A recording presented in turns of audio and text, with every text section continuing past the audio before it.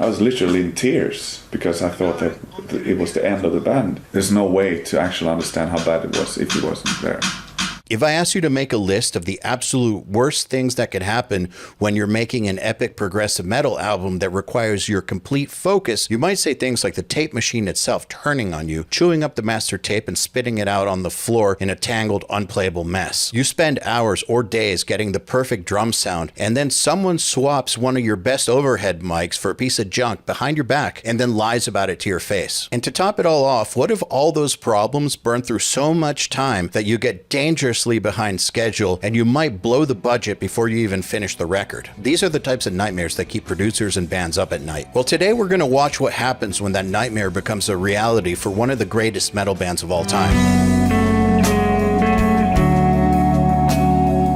We're going to go back in time to watch the making of Damnation and Deliverance, Opeth's legendary double album. This is a fascinating story because they were recording two completely different albums at the same time. One heavy, one clean. It was a massive undertaking. And right in the middle of it, things go completely off the rails in the ways I mentioned before and a few other things. And yet somehow, not only did they finish the albums, but they dropped what in my opinion is one of the greatest progressive metal masterpieces of all time. Now, I saw this documentary back when it came out like 20 years ago. My life was really different back then. Back then, I was just a dude in a band trying to figure out how to make records. I had recorded a few things at home, but this was well before my band got signed to Roadrunner or we did things like Ozfest, and definitely a decade before URM Academy and Nail the Mix. Now, with years of experience dealing with big studios, big labels, and my own share of production disasters, I want to see exactly how they dealt with it. What can we learn from how a band like Opeth navigated a full-blown crisis? For those who don't know me, I'm Eyal Levi, CEO of URM Academy. I've been the guitarist and primary songwriter in my band Doth since 1999, and I've been producing records for even longer. And I have to say, Opeth is a band I really admire. I saw them on what I think was the Blackwater Park tour in a room with maybe 100 people, and it was like a religious experience. It was like seeing Led Zeppelin. They were just that good. Their writing is so unique and inventive, progressive but never cheesy, sophisticated but never full of itself. It's just so classy. So let's dive in and watch how they pull these albums off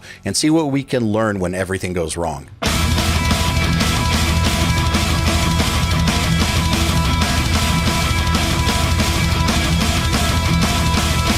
How iconic is this song and that riff, or the breakdown at the end of this song? I think that this song actually has one of the greatest breakdowns in the history of metal.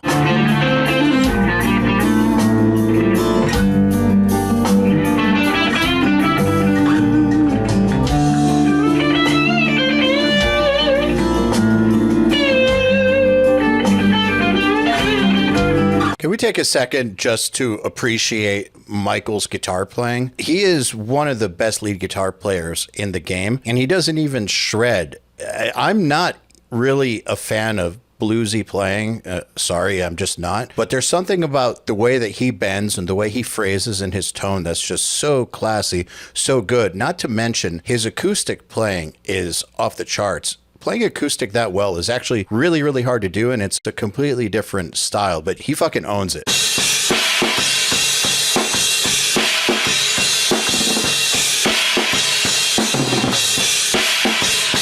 I think Martin Lopez, the original Opeth drummer, is one of my favorite drummers in metal just because of how good his groove and his pocket are. His parts are really inventive, and they just feel right.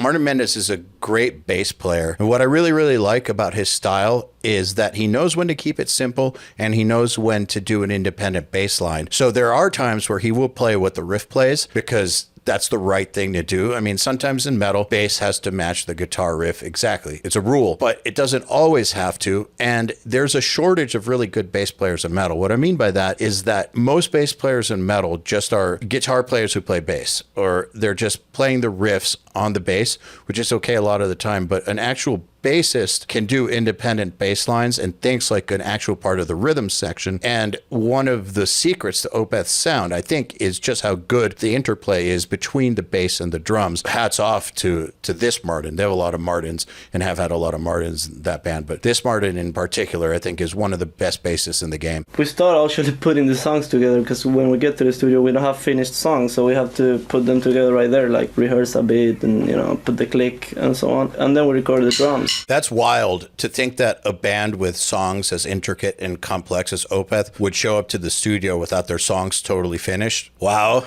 I'm impressed, but also I felt my blood pressure go up. It's just scary. And speaking of recording, this video is brought to you by Nail the Mix. If you want to learn how to mix and master metal, Nail the Mix is the place to do it straight from the best. Mixers like Will Putney, Buster Odeholm, Jens Bogren, Nolly, TLA, David Bendeth, and artists such as Gojira, Meshuggah, Periphery, Opeth, Nickelback, and over 100 more. At the start of the month, we released the raw multi-tracks from the session so you can download them straight into your DAW and mix the song from scratch. Getting your hands on this kind of source material is an incredible learning opportunity, just so you can see what the standard really is like at this level. Then, at the end of the month, the mixer does a live stream where they break down exactly how they mixed it on the record and answers your questions live. You can also join our monthly mixing competition. Submit your mix, vote for your favorites, and win prizes like microphones, guitars, plugins, gear, and a lot more cool stuff. And your membership comes packed with extras. All the URM plugins, MixLab with over 150 tutorials, Riff Hard for guitarists, and access to our private community on Discord and Facebook. So if you're serious about leveling up your mixes and learning from the very best, check out nailthemix.com today. It's at the link in the description of this video. I write the standard, the basic structures of the songs, and then when we record, we all come together as a band and say if Martin Lopez want to change the drum beat or if he's got some kind of arrangement or anything, any ideas whatsoever. I'm interested in hearing what they think. That's cool to hear. A lot of people think that Michael Ackerfeld is a musical dictator. That's kind of his reputation. But from what I get here is that he's actually a really good collaborator. Like, obviously, the vision for the band is his, and he comes to them with a foundation. But they're working together in the studio. So if they're going to the studio without completed songs, that means they're working off of each other. And you have to be a top-tier musician to be able to pull that off. To be able to write this kind of stuff on the spot under the gun, or change this kind of stuff on the spot under the gun, it's a very, very special and small group of people who would be capable of doing this. This is actually why so many metal bands are not capable of being recorded live. They just don't sound that good. They're just not good enough. I mean, Meshuggah can do it. Meshuggah did a semi-live album. Opeth's the other one who I don't know if they have done it, but obviously they could. It's a rare, rare club of musicians who are capable of doing this in metal. You know, but you have the freedom to do what you want.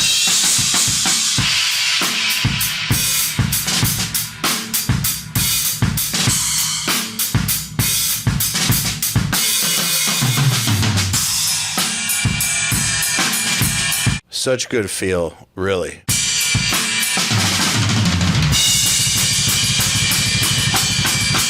I'm not trying to glaze this drummer, but notice how good the feel was on that groovy section, probably over a clean part, and notice how he switched into the fast double bass seamlessly. Like, the feel shift was just instantaneous, and it wasn't a herky-jerky transition. It just flowed smoothly. That is tough to do. Of course, you know, most of the drum parts, 90% of it, I do it myself. There's no.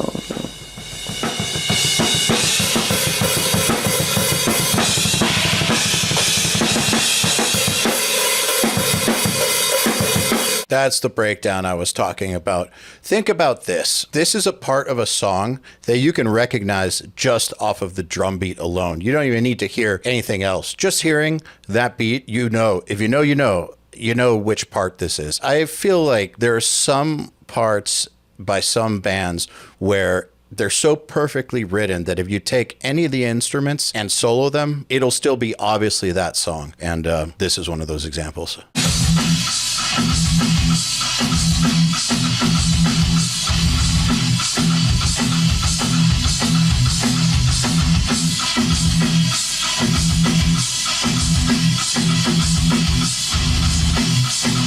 There's that riff. There was nothing left to do with that kind of style. Everybody, especially in Sweden and Norway, at the time, everybody was doing the twin guitar thing, and I was tired of it. I thought I couldn't stand it anymore. And it's almost gotten to the point where when I listen to some parts of Morning Rest, I can't stand it. I get where he's coming from, and I really admire how true he is to his artistic vision. Actually, there was a day back in 2005 during the Sounds of the Underground tour where he recorded some vocals for the Roadrunner United album at my home studio, and I was driving him back to Sounds of the Underground because they were playing, and we were talking about death metal. He was saying that the last thing he would ever want for his band is to be a standard death metal band, even if he loves death metal, like, you know, that's part of his lineage. That's not what he wants for Opeth, and if it means that everybody will hate them, he was totally fine with it, but he told me that Opeth will never be a standard band, ever. And I admire that. They've made some really, really ballsy moves over the years, like going totally classic rock when they come from a death metal background, kind of unheard of, and people still do love them. Even if some people don't like their later work, they still love the band. And that says a lot. It says a lot for the quality of the music and the respect for the integrity.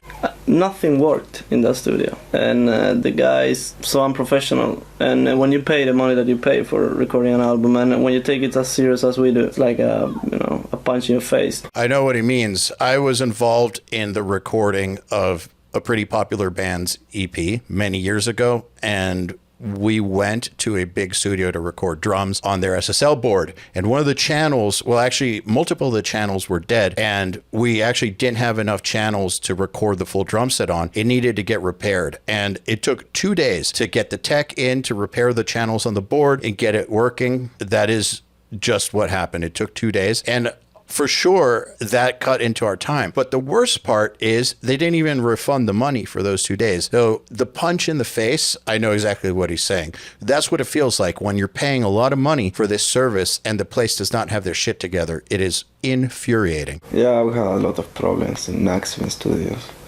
Technical problems. The guy wasn't good at all. So that was a nightmare, It's like... things broke down. We had a studio that was, we recorded parts of Still Life there as well. It's a classic studio, and it's got a great vibe and everything. So it's a cozy place to record. It's just that it's not up to date with today's technical. There's no studio facilities that you're used to. Like, they got tape recorders that break down all the time. I call that getting analogued. I mean, that's the biggest drawback to that kind of gear. It fucking breaks, and you got to get it fixed, and not that many people anymore know how to fix it. I can't remember who it was, but I was recording somebody else, like I think the drums or something. And I was recording, all of a sudden it went dead quiet, and I was like, what happened? And I heard this rattling sound behind me. I looked around, it was like the tape recorder fucked up, and it was like a big pile of tape on the floor. God, that sucks, especially if it destroyed the tape. And also, tape is fucking expensive. So potentially the tape was destroyed, which means they would have to redo whatever was on it. And even if it wasn't destroyed, well, then they at least lost all that time. But if it was destroyed, I'm going to look up how expensive 2-inch tape is. Okay, so tape is expensive. It's potentially hundreds of dollars or even thousands of dollars per reel, depending on what you're using and how many reels you need for the record. Like, it adds up. One morning I wake up and we were going to record, and the guy changed the mics, and it was like he had this big mic from the 60s on the drums, and tell me, no, it's the same mic. And I'm like, yo, and he's like, man, you give me a really good mic, and then I come back and he said, you have a mic from the 60s. I'm not, I see what you're doing. And he's like, oh, and stuff like that happened the whole time. That is such a no-no. God, basically fucking with the gear and the settings on a project that you're not even the producer on, that you're not really working on.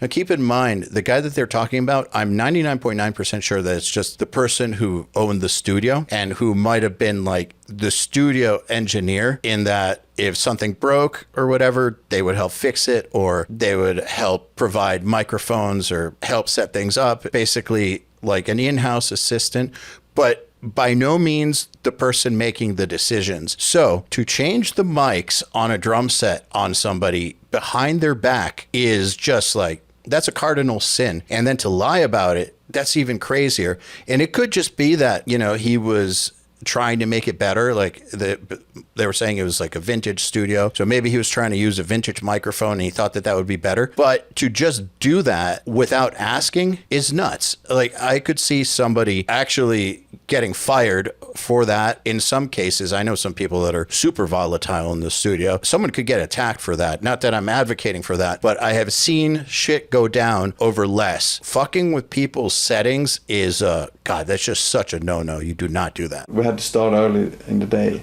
record all day, and then Mike had to sit down and, write the things that we're going to record the day after that. I was literally in tears because I thought that it was the end of the band. There's no way for me to explain just how bad it was. You have to be there because, when people see this, it's like, well, technical problems. We had technical problems with my own band and whatever, There's no way to actually understand how bad it was if he wasn't there. What he means by he thought it might have been the end of the band is you have to keep in mind that Opeth was on the come up at this point in time, but they weren't on Roadrunner yet. They didn't have big budgets. I guarantee you they didn't have a huge budget for this album. And studio time, when you're using tape, is expensive. It was expensive in these days. And so having to redo songs, running out of time, basically working 20-hour days, having to record for 8 hours and then write at night, not only does that exhaust you mentally and emotionally, but there's the chance you won't finish. And then what? So then you're in breach of contract with the label. A label like the one they were on at the time probably was not going to come up with more money. So their options would have been fund it out of their pockets. And I doubt they had a lot of money at that point in time. And so what are you left with? You're left with a breach of contract, an unfinished record. And that's the type of thing that does break bands up because it's such a big hole that they can't dig themselves out of. It just kills morale. And bands have broken up over that sort of thing. So props to them for persevering and making it through.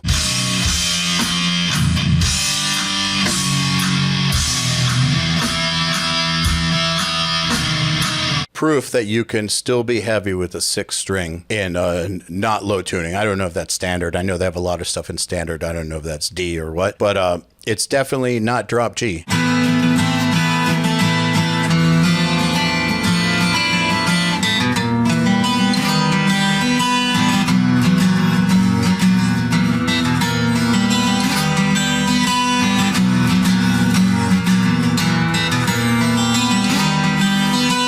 Such nice chords, such nice chord progressions, and that 12-string just sounds fantastic. I love 12 strings. The main reason for us changing studios was because Steven Wilson was coming over to help us produce the albums, and he works through a software program called Logic. In the studio where we were at the time, they didn't have any of its requirements for the computer recordings. That was the first ray of light during the whole recording, you could say, when we came to Fredman Studios, because we know that studio and we knew that everything would work there, and we knew that Steven would be able to work there, and obviously we knew that Fredrik could help us out with whatever technical problems that might occur. Good choice. That's Fredrik Nordstrom behind the board, one of the OGs. We've had him on Nail the Mix several times. He's the man behind, legendary records like Slaughter of the Soul, all the old In Flames records, Puritanical Euphoric Misanthropia by Dimmu Borgir, Death Called Armageddon. So many records. Definitely one of the OGs. And even though he wasn't producing this, working at his place, that things are going to be okay. So I really think that they made the smartest choice, not just because Steven Wilson needed to work in a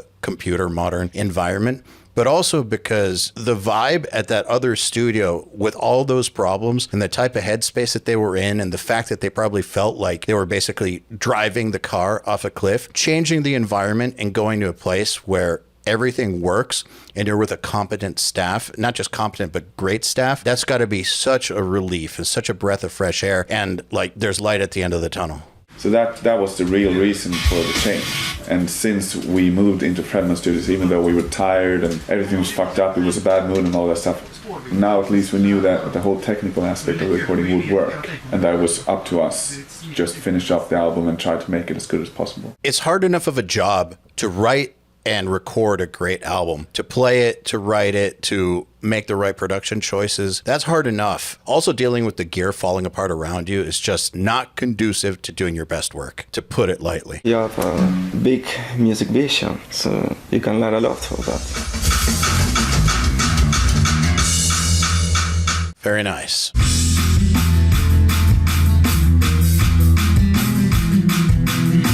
This right here is what I mean about a real bass player over this clean part. You heard earlier he was playing the riffs, matching the guitars, but listen to how independent and cool and groovy his bass line is over this clean part. He's not playing anything to do with the guitar line. It's its own thing, but it fits perfectly.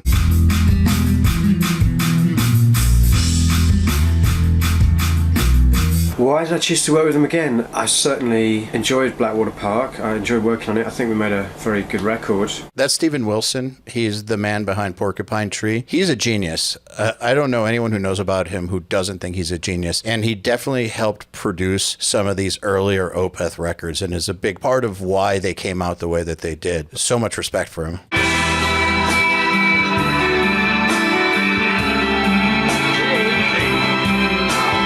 Pro tip for everyone out there. If you want to become a better musician, no matter what you play, learn piano. You don't have to learn it to like a professional level. It's not something you need to play in front of people, but just knowing some basic piano can expand your musicianship and your ability to write by so far. And I also just want to say that synth, that keyboard sounds so good. One thing that I really love about Opeth's keyboard and synth work is that it's not cheesy. And at the time that this came out, keyboards and metal were often very cheesy. When I write songs, I just pretty much like play guitar every day, and as soon as I come up with something, I record the riff or whatever arrangement it is onto a little recording device I got in the other room. I said this in another one of my reactions. I'm going to say it again in case you didn't see that. That right there, recording everything you write, is one of the most important things you can possibly do, because it's a tragedy to write something awesome and then forget it. And that is what will happen if you don't record it or write it down. I recommend recording. And it doesn't need to be some super high definition, high quality recording. It can literally be your iPhone recorder, whatever is handy. But when you get the idea, you should record it, because what if the idea is not relevant to whatever's going on at the time? Like, you're working on one thing and you get an idea that doesn't fit and it's a killer idea. You know that it'll work for something else and you don't record it. Well, a month later when you're working on something else, are you going to remember that idea? Chances are no. How many great ideas have you lost by not recording them when you wrote them? You should always be ready to do this. Like some of the other great writers that we've had in these reaction videos, Michael Ackerfeld records everything he writes. It's not a surprise, is it, with someone this good does that? If you don't do it, you should too. And he can come up with these outrageous ideas. Like for guitar sounds, there's one in the first song on Deliverance, Wreath. There's almost like winds going in the middle of the song. It sounds like it's a wind blowing, but that's actually guitars, which I was just fucking around with the guitars, and he fixed some, sound for it, and it sounds so evil.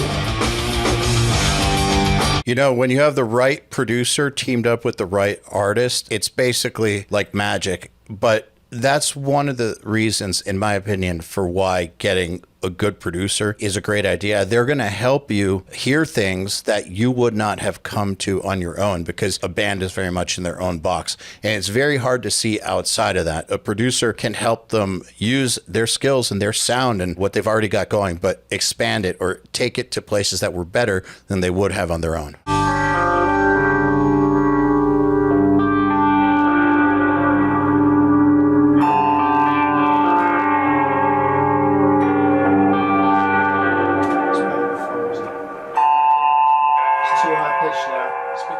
Also, another example is for the song Closure, where it did some almost like a loop of 2 or 3 guitars. I think it was like playing notes almost next to each other, so it sounds really out of tune and scary. That's he's very good with that kind of stuff.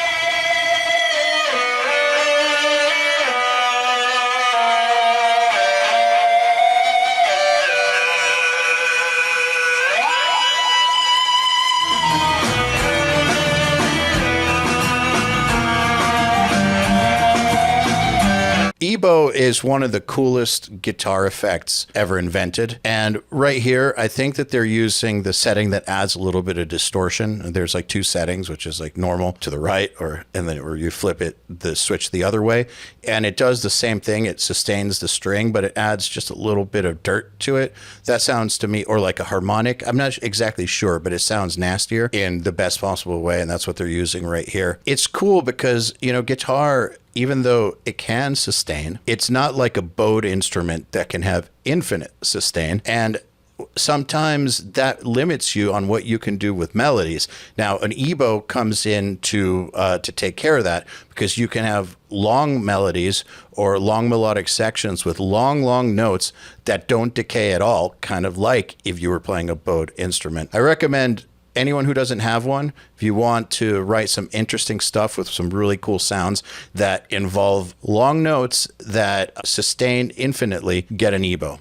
It's almost like I can imagine like the Beatles had with George Martin, because they had some, especially when they're tripping on acid, saying like, I want the vocals to sound like I'm inside an orange, It's so easy because you tell him an idea and he'll understand instantly. I've also talked about this before, but one of the producer's main jobs is to be what I call a musical translator. And if you listen to URM Podcast episode 2, it came out like 10 years ago, that's what it's called, and that's what it's about. One of your jobs is to interpret the words of a musician who might not have the technical knowledge on how to achieve a sound, and get it, understand it, and then know how to make that sound come out of the speakers. So you need to translate their words into actual sounds. And that's a chemistry thing. Obviously, you have to know your shit. You got to have the skills. Like, you need to actually have the recording technique, mixing technique to dial the sounds.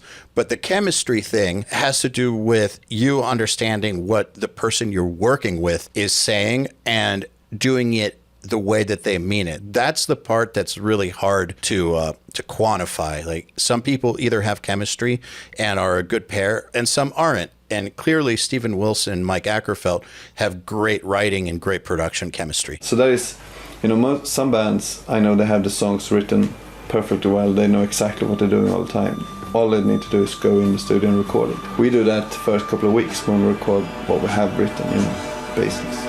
But then it's all about experimenting, which is great.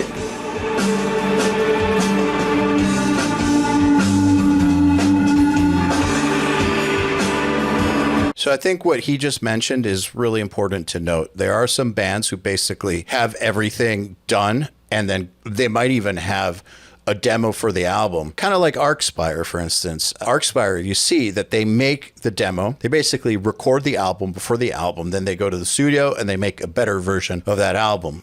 Opeth are leaving room for experimentation. So they have the basic foundation, and then they're going in there expecting for the production process to bring out lots of the spice, the decorations. So the room is built. Now they're going to add the wallpaper and the furniture in the studio, so to speak. And that's why choosing the right producer matters a lot, because if you go to someone who is not really going to be helping with the writing, or their ideas are going to be very like basic with the writing, but they're, great engineers, great at your genre, but maybe don't understand the effects or don't understand your influences coming from another place, you might not get what you want. Whereas, if you go to someone who was only really good at effects and weird stuff, but don't understand metal that well, that can also be a problem. So it's important that you understand who you are as an artist, what your needs are. Are you like Opeth, where part of it is pre-written, part of it is done in the studio? Are you more like Arcspire or Black Dahlia Murder, where the record is the record before you even go in, and then it's just going to get a little bit better, but you're going to make the most sonically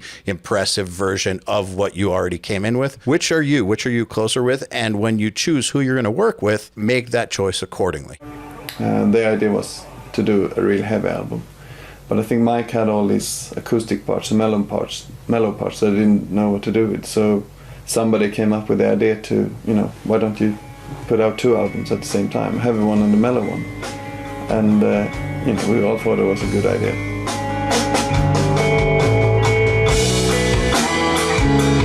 I remember talking to somebody about Opeth years ago and them saying that he could put out an album of just instrumental acoustic guitar and it would still be Opeth. What's so great about them is they established themselves in a way that they can really do whatever they want. I mean, they went classic rock, jam band, and it was still Opeth.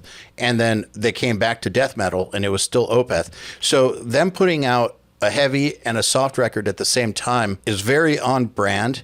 And think about, especially the further back in time you go for metal, how weird it was for a band from the extreme scene to do a record that has nothing heavy on it, all clean singing, all clean guitars. It's basically unheard of, except for whatever reason, it was Opeth and it made perfect sense with their sound and their brand.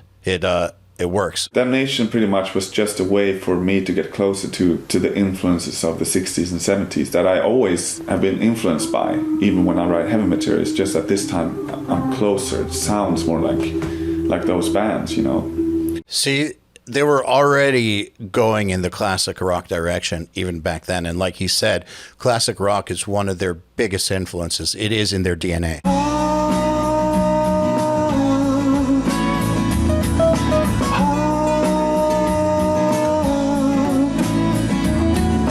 So I know this part. This part is on a song called Master's Apprentice. And I think it's a 3 or 4 part vocal harmony, like Beatles style. And this is where knowing music theory as a producer can help a lot. Like, I don't actually know if Steven Wilson knows theory. I'm guessing he does, but his ear is good enough to where even if he doesn't know the names for the theoretical concepts, he knows theory. Like, I like to say that I have certain friends, like for instance, Mark Holcomb, lead guitar player from Periphery, says he knows no theory, but he never plays wrong notes and he has very interesting chord progressions. He's good enough to where he knows the theory, he just doesn't know the proper, I guess, academic terms for it. So either way, if your ear is that good, then more power to you. But moments like this where you're working out a harmony part with a vocalist over key changes and you have to tell the vocalist exactly what notes to sing where, it really helps if you understand the chords, the notes in them, and also how to voice lead properly. Will it turn out to be Bollocks? a prodigy or a problem child?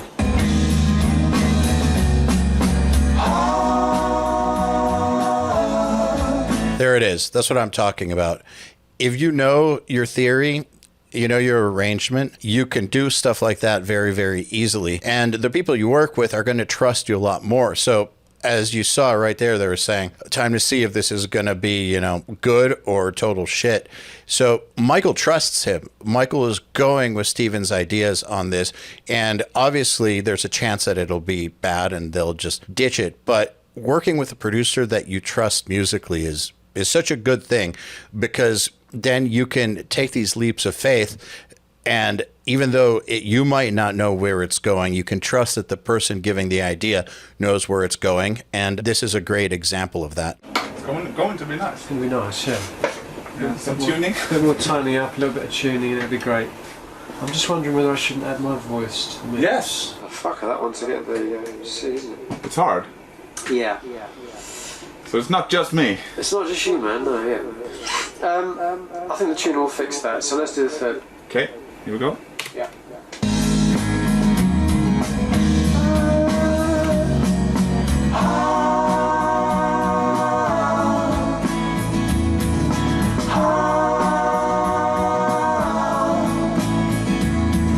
So right here, this is a perfect use case for where vocal tuning comes in handy, and they're not hiding it. They're talking about how they're going to tune those harmony vocals. And I don't think that anybody can say that Opeth is a cheater band in any way, shape, or form. They're clearly the real deal. But when you're stacking that many vocal harmonies on top of each other, if they start to get just a little bit out, it just starts to get kind of sour. It's a really good idea to tune those harmonies. Now, you don't need to flatline them. You don't need to tune them to where they sound like a robot, but just bringing them a little bit closer in so you don't have, one of the voices sticking out a little sharp or a little flat. It really helps a lot for stuff like this where it's not supposed to sound like 4 different vocalists. It's just supposed to sound like a wall of harmony.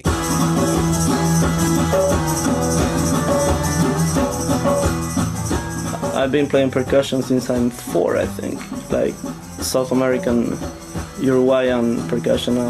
We have a drum called called tamboril, and that's what I've been playing the most. Very cool that a member of the band is able to bring that in. I like those studio reactions where there's a million session musicians, like in the Igor one or Avenged Sevenfold. But I also think it's really cool when someone in a band is a multi-instrumentalist and they do something that's off the beaten path for metal, like being a really, really good percussionist. It adds so much that you wouldn't be able to get sequencing that in or having somebody play that who isn't super familiar with the style. It's the authenticity that makes the difference. No, we don't have many fights, We try to keep away from each other when we're back home. I remember when my band got signed and we were working with James Murphy. He mixed our album that we got signed off of and helped shop us, and we spent a lot of time with him and then didn't see him for a while. We had done a tour and then we got back together with him a little while later. I think we met up with him. I don't remember. But something he said stuck with me, which was, I can tell you're a signed band now because you guys don't seem to want to hang out with each other anymore. You can always tell when a band's toured and has gotten signed because they're no longer hanging out like teenagers.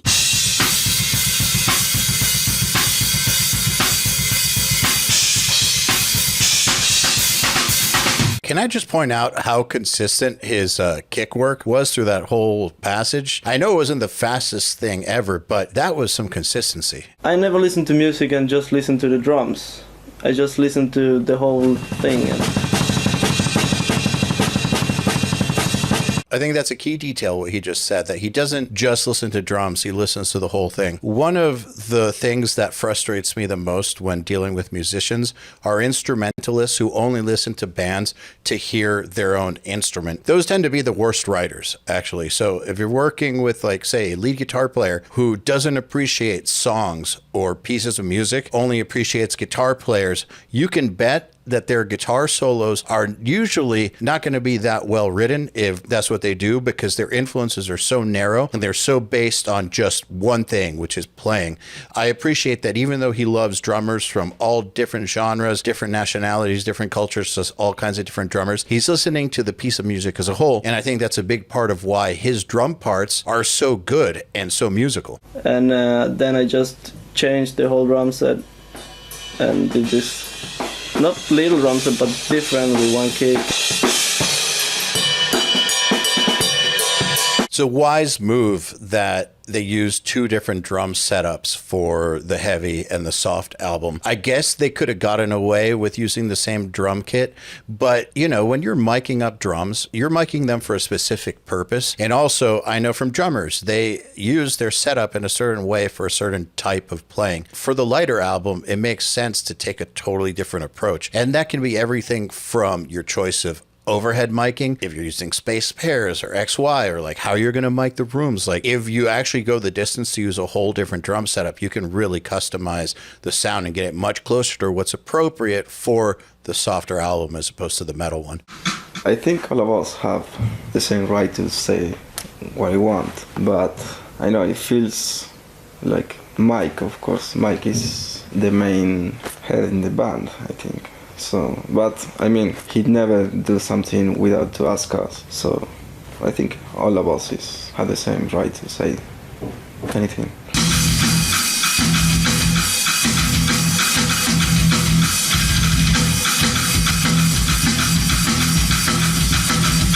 There's that legendary breakdown again. He's playing with his fingers. This is the type of part that you would expect to be played with a pick just because of the level of precision. But listen to how tight he is playing with fingers. That's another example of why he's such a rare breed. Most bass players that play with fingers are not this tight for this type of playing. We sit down, one of us starts, and we usually only have one 24-hour day or something to record everything. So that means we got 12 hours each. So let's say if I start, I lock myself up in the studio in that room when we actually record, and just sit down and try to first, you listen over and over to the rhythm that you're supposed to play over, and then try to come up with easy melodies, sort of, to have like a basis. And then when you try to make it better and better, and when you realize that you have something that might be sounding good, then you start recording it over and over until you're done with it. So each guitar player has 12 hours total to do all their solos for an entire album. No pressure.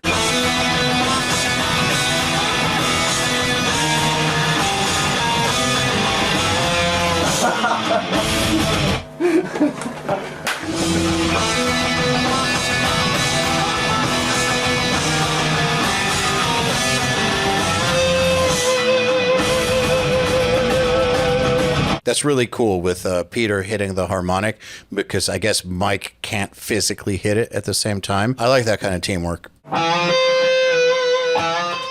I guess Mike can hit it, actually. I don't know what I'm talking about. You know, I think I come up with some of my best stuff when I write under pressure, both musically and lyrically. But lyrics, you know, I don't consider myself a great lyricist, so I was a bit worried that it's going to be like cheesy, you know. This is actually why I think that so many vocalists wait till the last minute to write their lyrics and vocals. Not everyone, but a lot of them do. And it's because there's a certain personality type. And actually, I'm like that too. There's a certain personality type who do better with a sprint than a marathon.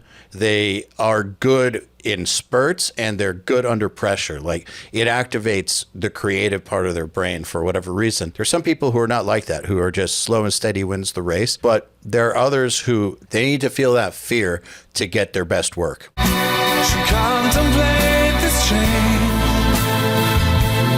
ease the pain, and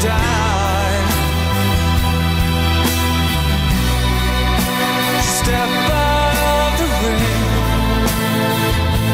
turn away. What a good vocalist. Well, the screaming vocals, obviously a lot of people don't like that, which I can understand. I didn't like that when I was younger. But that is what we are. We are a metal band, and we have this huge influence from the whole death metal scene. Opeth is, regardless of Damnation or not, you know, we are a death metal band.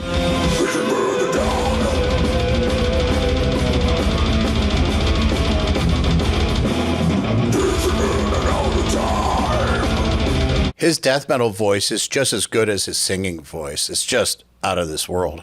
We're not gold diggers, you know, it's too late for that. We could have done that. We should have done that ages ago. If we wanted to sell records, we wouldn't do 15-minute songs on the first couple of albums, you know.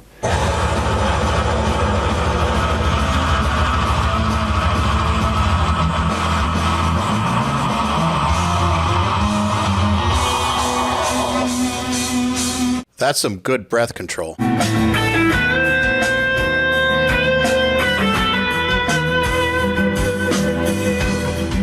Wow, so there you have it. A full-on studio meltdown in the middle of making two classic records. The key takeaway for me is how they handled the pressure. Michael and the band didn't just quit. They assessed the damage, made a plan B, and kept on moving forward. That resilience, you know, that ability to problem solve when everything is on fire, that's one of the key traits that separates amateurs from pros. When you're in your home studio and a session gets corrupted or you accidentally delete a great take, it can feel like the end of the world. But what this shows you is that even at the highest levels, things will go catastrophically wrong. It's not a question of if, it's a question of when. The real test is your mindset and your ability to find a solution under pressure. That's a skill that's just as important as knowing how to EQ a snare. So what was your biggest takeaway from watching this? Did you know about this studio disaster before? Let me know in the comments. And if you like this, be sure to like, share, subscribe, and we'll see you next time.